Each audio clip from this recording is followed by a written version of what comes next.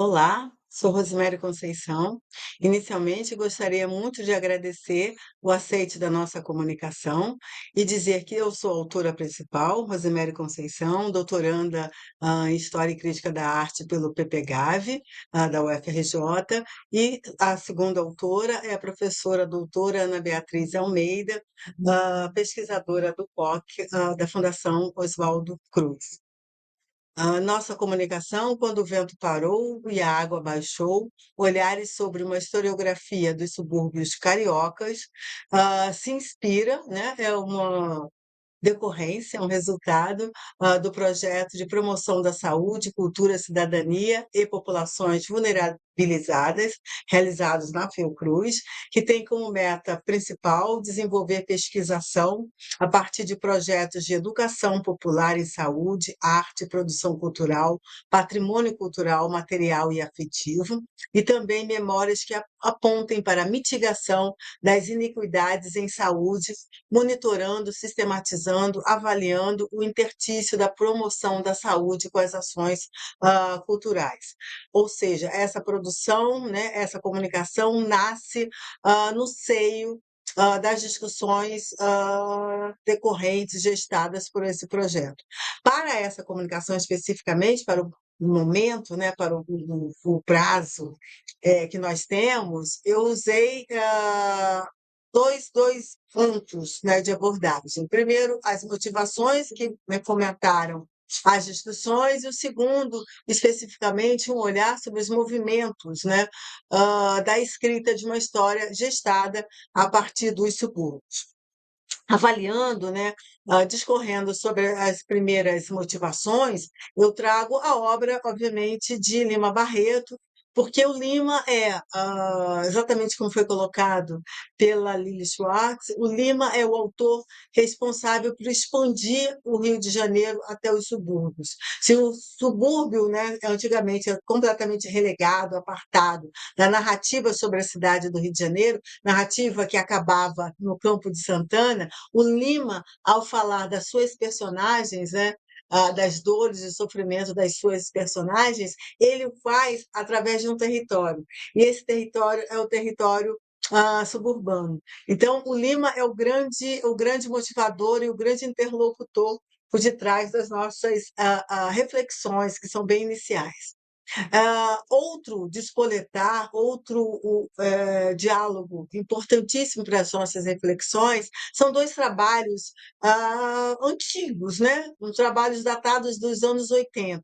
O primeiro é a dissertação de mestrado, Trabalho, Lar e Botequim, de Sidney Chalub, um trabalho desenvolvido, um trabalho apresentado na UF e depois transformado em tese, transformado em livro e publicado pela editora Brasiliense. Um segundo livro, formador de toda uma geração, é Meninas Perdidas, de Marta Abreu Esteves. O que os dois têm em comum é um diálogo muito refinado com o que à época nós chamávamos de história vida vista de baixo, um recorte historiográfico, um recorte epistemológico vindo do marxismo inglês, e que, através de um grande escopo, de uma grande pesquisa em arquivos, revelava as sociabilidades e as alianças presentes nesses dois grupos, tanto os trabalhadores analisados pelo Sidney Chalub através da documentação do arquivo e também da fala da imprensa, quanto os processos criminais analisados pela professora Marta Abreu. O que essa discussão do Lima Barreto e esses dois trabalhos fundamentais têm a ver com a nossa pesquisa? Porque quando nós ouvimos, dentro do escopo do nosso projeto, quando nós nos remetemos a uma canção escrita pelo Cláudio André Guimarães e pelo Sérgio Meriti, dois compositores consagrados no Rio de Janeiro, uma canção gravada pelo Zeca Pagodinho, Quando a Gira Girou, nós imediatamente associamos, né? Nós achamos que ela seria uma boa ferramenta de interpretação para a gente pensar essas sociabilidades, fazer essa linkagem entre essa sociabilidade estudada por Chalub e por Esteves e essa sociabilidade tal qual ela está sendo recuperada, enfocada hoje pelos autores que nós conhecemos. Então, quando a gira girou, ninguém suportou, só você ficou, não me abandonou. Quando o vento parou e a água baixou, eu tive a certeza do seu amor. Nós defendemos que esse verso destacado possa ser utilizado para propor um diálogo entre a força das redes de sociabilidade e solidariedade, tal qual enfatizadas nas dissertações de Sidney Chalub e Marta Abreu Esteves, mas que também, na contemporaneidade, essa mesma característica vem sendo acionada para formatar a noção de território e propor transformações de enfoque epistemológico.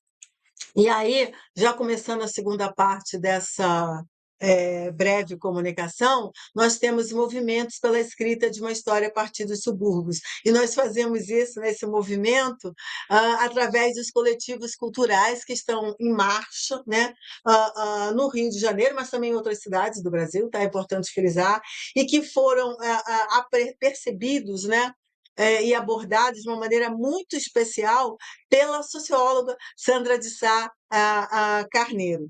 E aí eu trago aqui a leitura de uma passagem, né, desse livro, Subúrbios, Espaços Plurais e Múltiplos do Rio de Janeiro, da Sandra de Sá Carneiro e do Rafael Matoso, um livro publicado em 2023, e a página 99 ela diz assim: meu ponto de partida é compreender esses grupos, né, esses coletivos culturais, como uma das modalidades mais expressivas dos movimentos sociais contemporâneos, na medida em que eles podem ser vistos como uma nova forma de ativismo, com base na organização de pessoas que lutam por interesses comuns e que reivindicam principalmente maior atenção do poder público, em face da precariedade de equipamentos culturais e de investimento público em cultura em determinados bairros da cidade do Rio de Janeiro.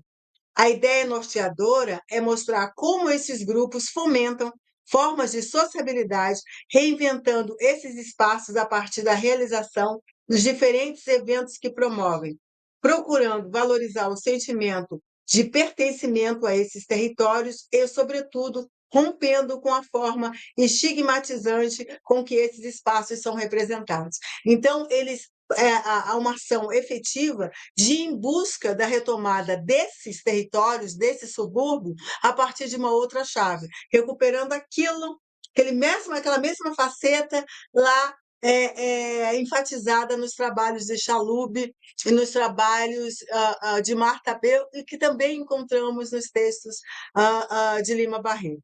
Mas a gente ainda vai além, porque para a fomentação, né? O fomentar dessa abordagem, nós temos professores e pesquisadores de história reunidos, por exemplo, num desses grupos, que é os Diálogos Suburbanos.